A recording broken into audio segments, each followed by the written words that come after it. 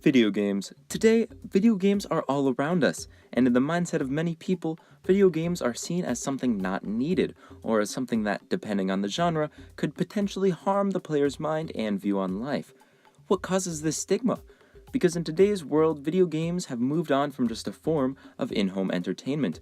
They are now a way for people to vent their feelings, build their ideas with others, partake in casual and rigorous competitions, and even as a job making money.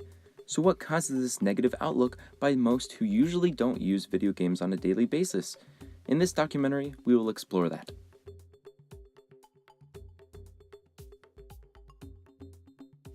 In the past, video games were seen as a marvel of innovation, a stepping stone for gaming and computers alike. Today though, video games are common. For just a few $100s, people are able to supply themselves with top-of-the-line video game gear, and with that come the games. Some good, some bad, both in ratings and morals. To name an opinion from one point of view, Herb Cole, the owner of Cole's department store, stated, "We cannot and will not ban the creation of violent video games, but we can prevent the distribution of these disturbing games to children where their effects can be negative." I never felt personally that they were too violent for me.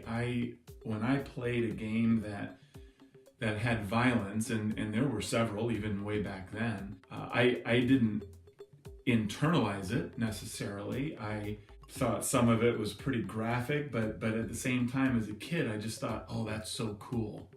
I just thought, wow, that's kind of neat to see, but I did not associate it with real life. That was the voice of Steve, someone who, like many others, filled their childhood with games like Intellivision and Pong. His main point is also seen in the opinion of many of today's teens. While acknowledging the violence present in certain video games, they are seen as fun and not influential, and when put with the correct mindset, not anything like real life. When Rochester University conducted an experiment with over 300 avid gamers, all playing the same game, they noted that it was not the game's content which caused aggression, but was in fact the lack of mastery, and thus failure, which caused participants to be more agitated. Here's how the experiment was run. To start, all of the participants played Tetris, a game rated for early childhood by the ESRB, or Entertainment Software Rating Board.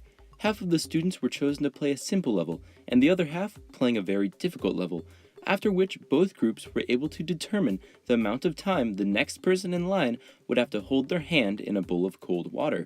The group that participated in the more difficult level had on average a longer length of time for the next consecutive person.